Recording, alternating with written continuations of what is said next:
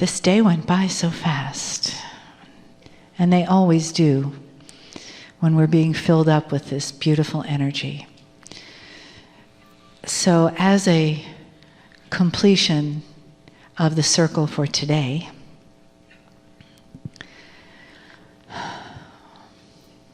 let's come all the way back into our bodies with a few deep breaths. Nice big inhales and exhales.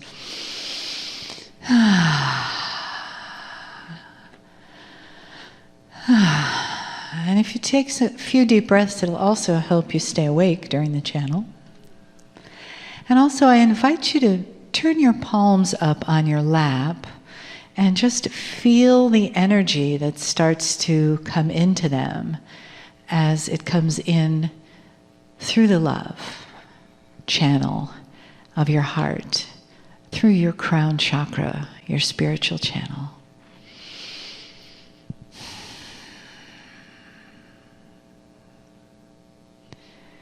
And as you begin to come more into that place of the one that is you and the one that is me and the one that is spirit in the presence of the I am one, and we feel that. And notice how your own vibration has shifted over the course of the day, and how you've been nourished and nurtured by this beautiful, loving energy, and by the parts of you that are in the family around you, and by the love that brings us together.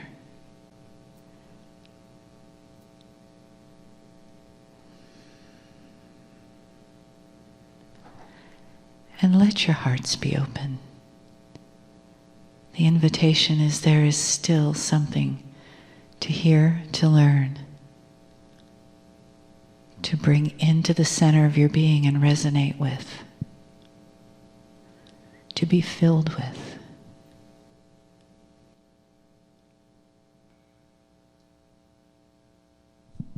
Greetings, dear ones. I'm Cryan of Magnetic Service.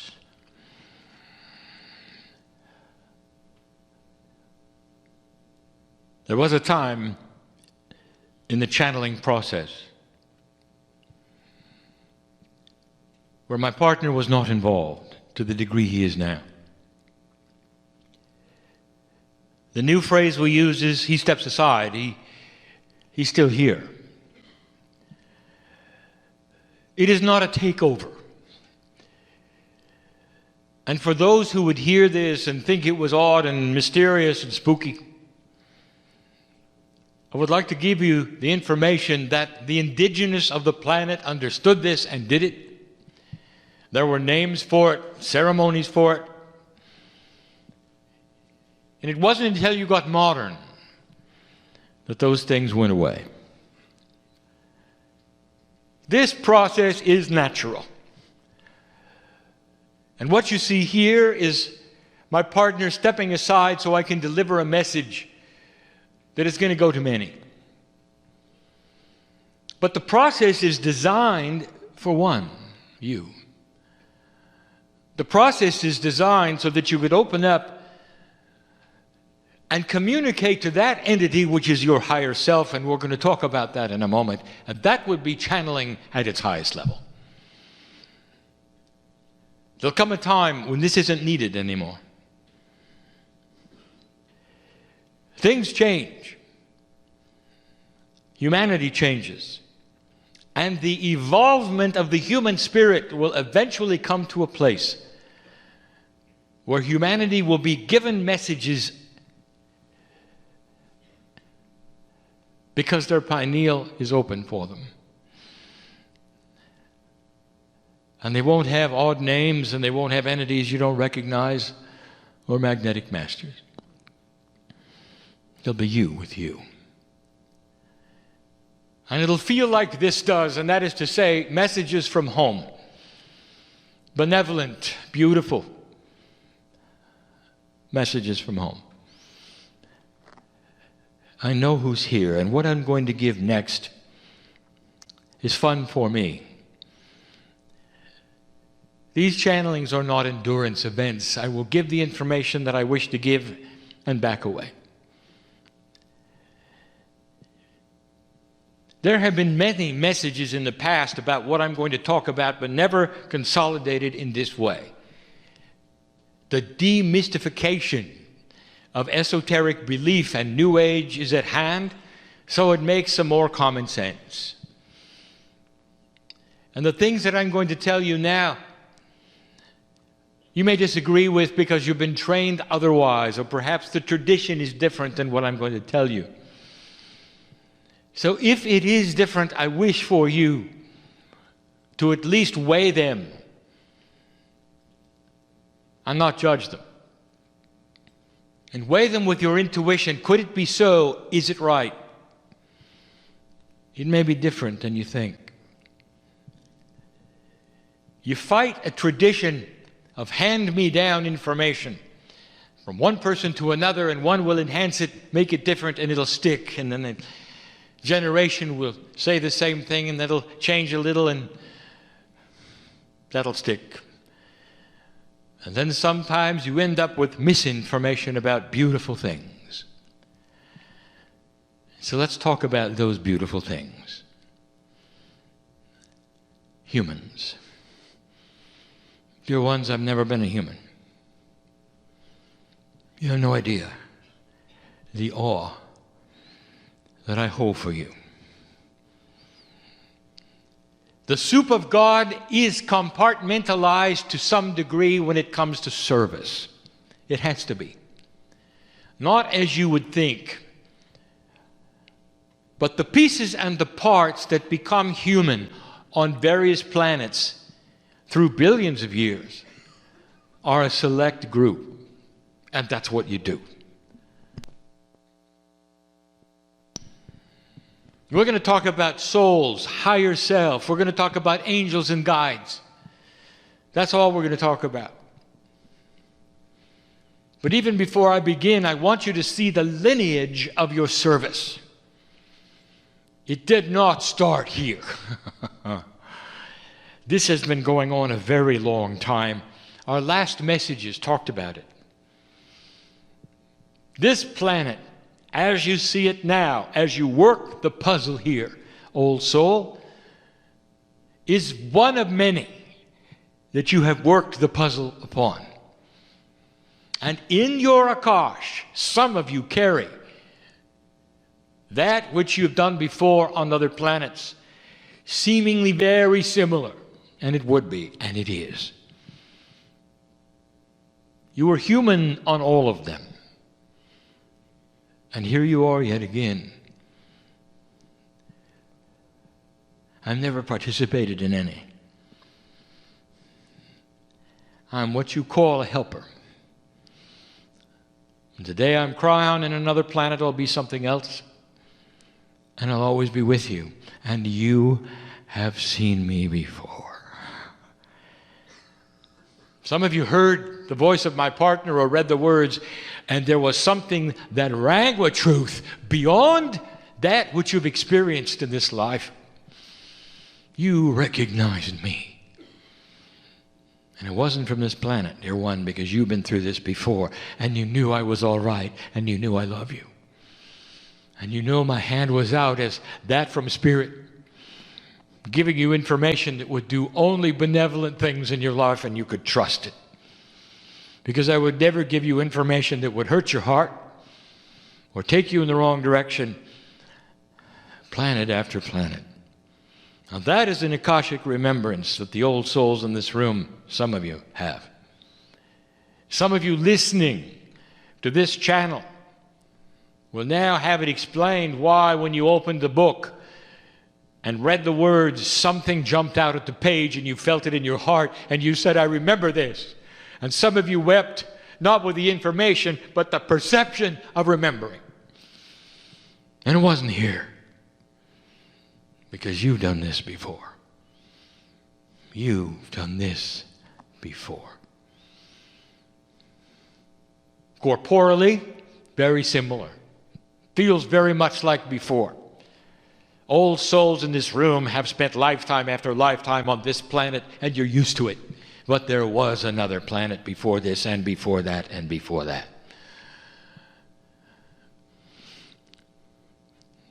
You're a part of the creative source, every single one. Let's talk about souls. What is a soul? The word soul is used by mainstream humanity, no matter what their belief system, even if they have no belief system. They talk about souls. Isn't it interesting that humanity knows what a soul is without ever pretending to believe that you have one? They know what it is. So common is it, mariners of old would report how many souls on board instead of how many humans on board. It's become vernacular, describing that which is the spiritual essence of a human being, a soul. In some systems, the soul is here one time on the planet and never again. In other belief systems, it comes over and over. But it doesn't matter. In every single case, the soul represents that piece of the human body which resounds to God. And in the mainstream belief, it is mainly a four-dimensional, or what you have called a three-dimensional perception. A soul is a singular entity that belongs to the human whose face is in the mirror. And when you die, it goes with you somewhere else. And in some belief systems, it comes back. And that's simple and incorrect. But it's okay. If I said to you, you have to walk before you run, you understand what the evolutionary process is of perceptions, thinking, spirituality. It's okay. But it's far more than that. When you talk about New Age and esoterics, those are used to mean the same thing. And we have said this before, but for this group, I tell you that the word New Age in certain circles is a cult word, and so we don't use it. We use esoterics. They are used interchangeable. New Age and esoterics means a belief system that is unique on the planet like no other system has ever been. And we repeat what we said last time. It is a system that has no book that is central, and there's no prophet, and there's no place where it exists. There's no place to report. There's no roles. There's no rules. There's no membership. What a system. And it's out of the perception of any organized religion because it has no organization, and yet, all over the world, by the millions, if you were to get the people together and ask them what they believe, they would have a central core belief that God is inside, that you come around and live many lifetimes, and that you are part of the spiritual evolution of Earth. That you were seated by the Pleiadians, and they're still here. That there is a purpose to your life, and you are here in a benevolent way to help other humanity and create peace on Earth. Isn't it interesting, dear one, that there's no central prophet? But there is. What mainstream would call a soul, you call the higher self. Use them interchangeable because that is what we teach. Except the higher self now has a personality. It is a piece of God that it has your face on it on the other side of the veil. And it is the prophet. Well, the higher self contains the template of rules, if you want to call them that. They're not rules. They're concepts. The concepts of past life experience, of Akash, the concepts of the angels and the guides around you, the concepts of who you are, where you're going, why you're here, how you exist, is the template of the higher self. And so this explains what it is, and it is not above you as higher, it vibrates higher. And that is how it got its name. And the entire purpose of esoteric belief is for you to take the hand of the higher self, if you can, and pull it towards yourself so you can discover more about the template. Would it be nice to take the hand of God every day of your life when you awaken and walk through life with knowledge that you could only have that way? And the answer is yes, and that is what you believe. That is the New Age. That is esoteric belief. The attempt of getting in touch with the God that is in you. The masters of the earth all spoke of the God inside, all of them. The New Age belief system believes that all of the masters were valid, were here for that message, not necessarily to be worshipped. Some of the masters even referred to the other ones. They didn't isolate them and worship them. They didn't build churches around them and say you were wrong if you disagreed. So there is no evangelistic thrust in the New Age.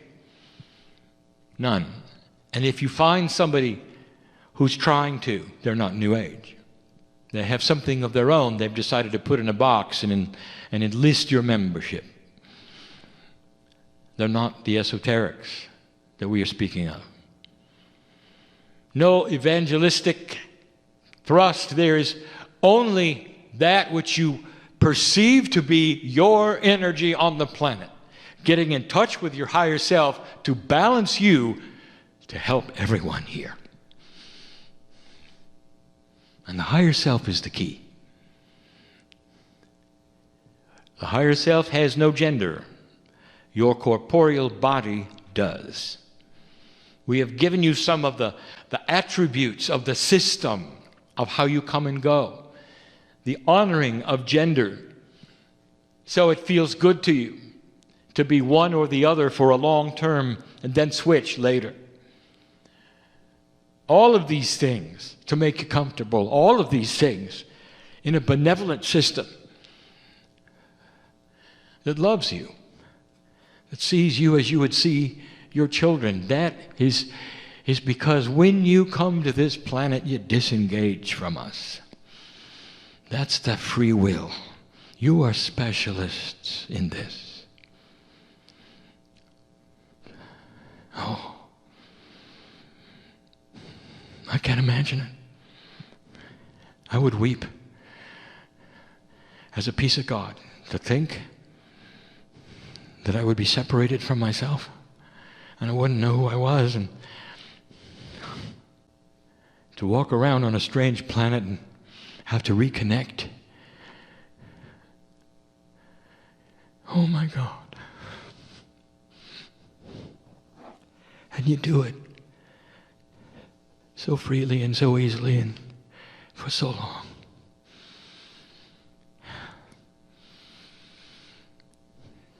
And you know why I am so enamored with you. And here you are at the cusp of a revolution of energy. I've seen this before, and so have you. And now some of you are beginning to remember what it was like on other planets when this took place, when the old souls just barely passed a marker that gave them the energy they have been looking for and asking for and wanting so badly. I want to talk about angels. And I really haven't much before. I am not an angel. I'm a helper. My partner has called me a benevolent angel of the New Age. That's not right. I'm a helper. Believe me, if you saw an angel, you'd know the difference. Number one, are angels real? Absolutely. Absolutely. Number two, who or what are they? There is a system, dear ones, of benevolent help for this planet. And it's so complicated to let you in on perhaps where the angels are, what they do, how often, who they are, where they come from. But I'm going to give you some information that some of you won't like, and some of you will go, that explains it. They come when they're needed at various points for humanity and various points for humans. And they are spectacular. Not one of them is corporeal. Again, humanity has decided that when an angelic energy visits them, because it's simply beyond their perception in 3D, in order to make it work for them, they put skin and wings on them and give them a name. Put a halo, make them white, which means purity. Draw pictures of them, talk to them, report them in history. That's not what they look like. They are multidimensional beings. Moses probably got it closest with a burning bush. Fire which does not consume itself in a ball. That was an angel. What's dramatic about angelic energies is they appear when you don't expect, with a ball of energy coming at you, working through a wall or whatever, it doesn't matter. Iridescence. Some looking like fire and scaring the human to death. And every single report in Scripture with an angel present, the angel said, fear not. Now, why would you be afraid of a beautiful woman in a halo and a white robe? Because that's not the way they look. And that is why they said fear not, because they present themselves in all their beauty and their majesty, and some cannot even look upon them. Grand they are. Now here's the part you didn't expect. They are a collective. There's no such thing as a single angel. You see it as a single angel, like you see your body as a single angel, not aware of the soup of angelic power. They speak with many voices, but they speak in your head and not in the air vibrationally. Angels do not speak to crowds. They speak individually to one human or another. And it's a collective voice of many, although you hear it as one. Now that is going to fly in the face of the next thing, but yes, but what about this angel? I know somebody who's channeling this. What about Archangel Michael? A group. A powerful group. But the next thing you're not going to like either. There is no hierarchy of angels. None are above any other. They are the soup of God, and they're all identically majestic.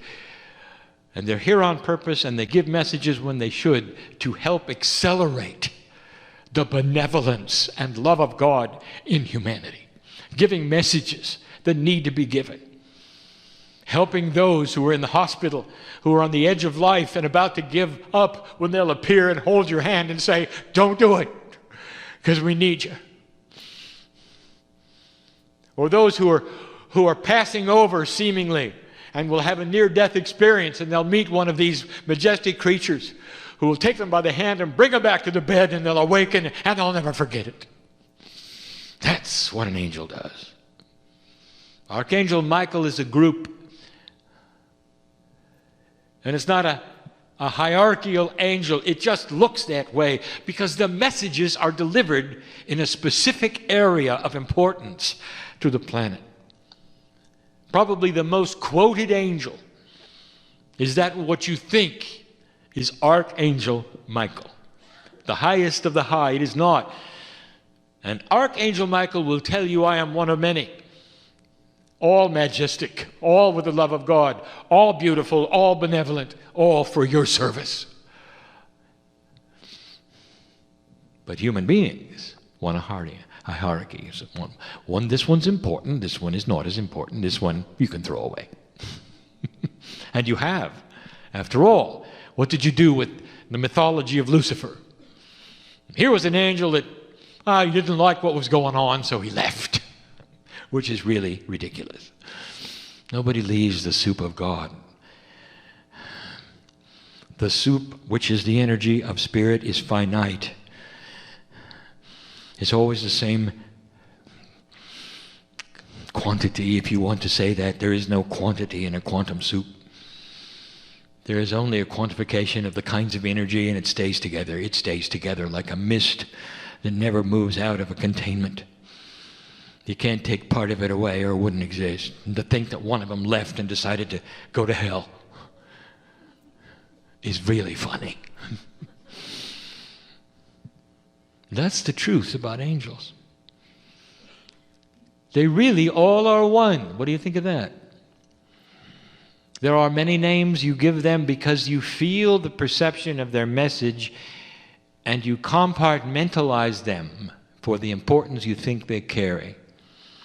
And that is human beings humanizing angels. They're grander than that. We've never said this before. You'll find angels all through history. No gender. They're not male. They're not female. And they're all equally as strong. And they're beautiful. And they have messages for humanity. I know who they are. I've watched them work. I want to talk about guides. Now, my partner told you that you are your own guides, and I know that you don't like that. So I'm going to complicate it even more. He's right. But I want you to put it in another perception. You have something which you have called the Merkaba or Merkaba. Loosely translated, about 8 meters wide, it's a field that is quantum around your DNA, created by your DNA, because it has quantum attributes that affect the spin of atomic structure. Every single human being has unique DNA, and so each field is unique. The field of the Merkaba is not your soul, it's not even your higher self, it's you, the field of your DNA. And it has a complete and totally different purpose than to interface with anything but your corporeal body. That's what it does. It interfaces with you and your consciousness. It's the only thing quantum you carry around, human being, while you're on Earth in 4D. But it's the part that when you start enhancing your DNA comes into play, because it's the bridge with an 8. I want to tell you who's in it. This field of your DNA, because it is a field of quantum DNA, also contains ready pieces and parts of your Akash. And those pieces and parts of your Akash are your guides.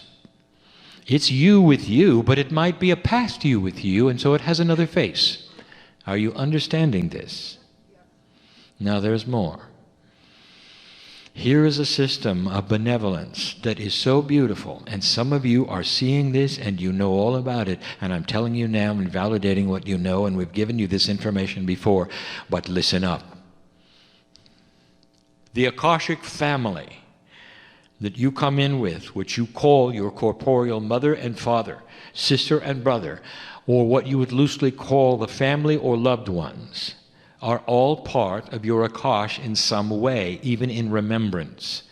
But in a quantum way, there's a reality to them that I cannot explain to you, because you are not aware of how quantum soup works. I'll use the word entangled state with your soul, and you still won't understand. It is complex, but here's the result. That when you lose a loved one in your family, especially if it's close like a child, when you lose them, they go into the Merkaba with you, and they are there for life. And when you pass over, you'll do the same with your children, and your brothers and your sisters, or your mate, or your husband and your wife. And I want to tell you what that means. They're never gone. Do you hear me? They're never gone. Here is a system of benevolence you didn't expect. It's real, dear ones. We are now starting to give you the complexity that you deserve to know about yourselves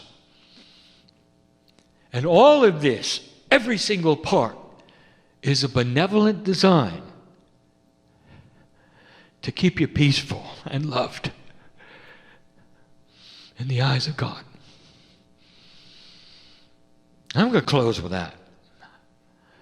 Every single system that I'm ever going to give you from now on and from the time I arrived has one attribute: benevolent design. It's here to help. It's not here to push or judge. It's not here to teach, really. It's here to help. The angels only show up to help. You realize there's no angel that shows up to judge. Every time an angel shows up in your life, it's there as a guide. It knows your soul. It knows who you are. It knows your higher self. Listen, humans don't become angels. Angels don't become humans. I'm sorry if somebody's told you about that. They're specialized. And so are you. Humans begat humans, and this is what your soul does as work in the universe, as work in this galaxy. Angels are always angels, and helpers like me are always helpers like me. And this is what we want. And if you want to compartmentalize, go ahead. It's not quite that way, because it's a little bit of me and you too. That's just the way of it. Humans want to have a graduate status. You get so good at one thing and you get to be something else. It's not that way. Human souls do not come from animal souls. You don't go back into animal souls. You stay the way you are, and animal souls remain animal souls. That is another group, and we've told you that. A helpful group, a benevolent group. Some of them are here to love you, and you know I'm telling you the truth.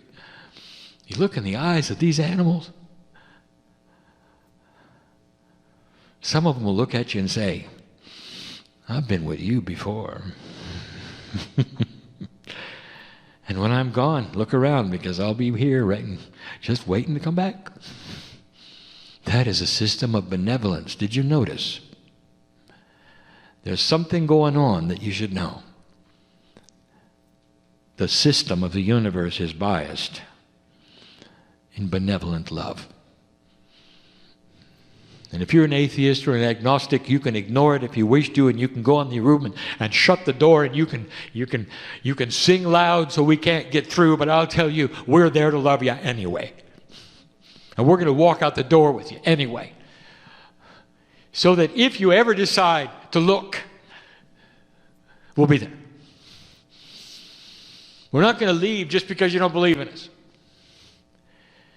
And those of you who have decided to believe that there's more to you than the corporeal self you see in the mirror are aware of a benevolent system, especially in this energy, that's going to help you at every step, every step, every step.